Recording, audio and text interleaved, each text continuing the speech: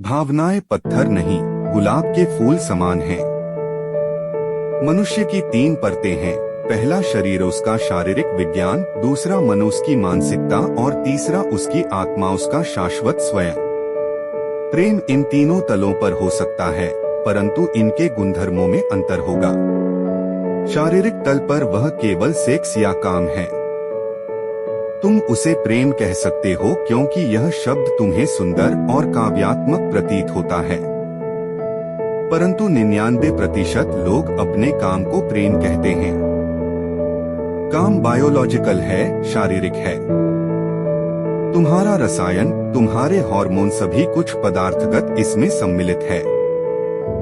केवल 1% लोग इससे कुछ गहरा जानते हैं। कुछ कवि, चित्रकार, नर्तक, गायक हैं जो शरीर के पार महसूस करने के लिए संवेदनशील हैं। वे मन के सौंदर्य को, हृदय की संवेदनशीलता को महसूस कर सकते हैं क्योंकि वे स्वयं उस तल पर जीते हैं।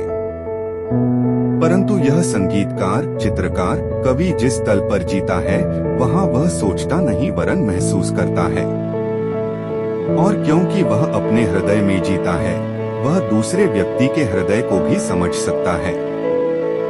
इसे साधारणतः प्रेम कहा जाता है। यह दुर्लभ है।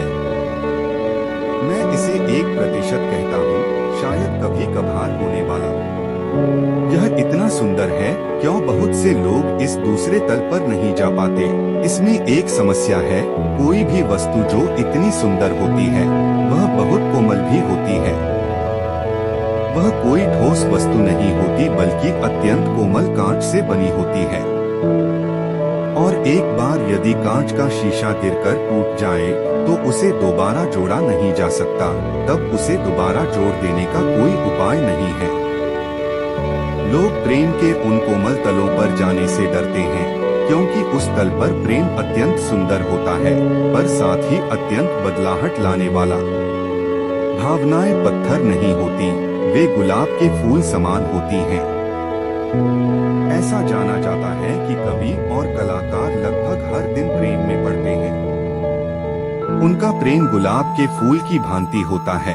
जब तक वह होता है तब तक वह इतना सुगंधित होता है, वह इतना जीवंत, हवा में थिरकता, बरसात और सूरज में अपना सौंदर्य बिखेरते हुए होता है। परंतु संध्या तक आते आते वह विदा हो जाएगा और तुम उसे रोकने के लिए कुछ भी नहीं कर पाओगे।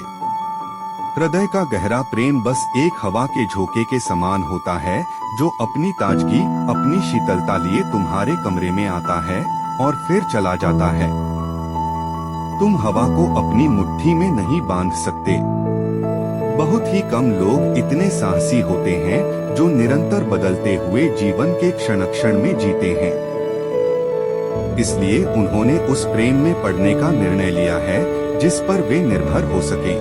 मुझे नहीं पता तुम किस प्रकार के प्रेम से अवगत हो, संभवतः पहले प्रकार से या हो सकता है दूसरे प्रकार से।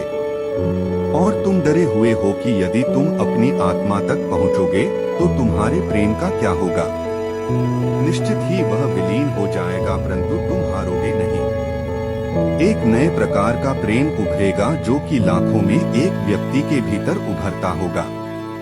केवल उसी प्रेम को ही प्रेमपूर्ण होना कहा जा सकता है।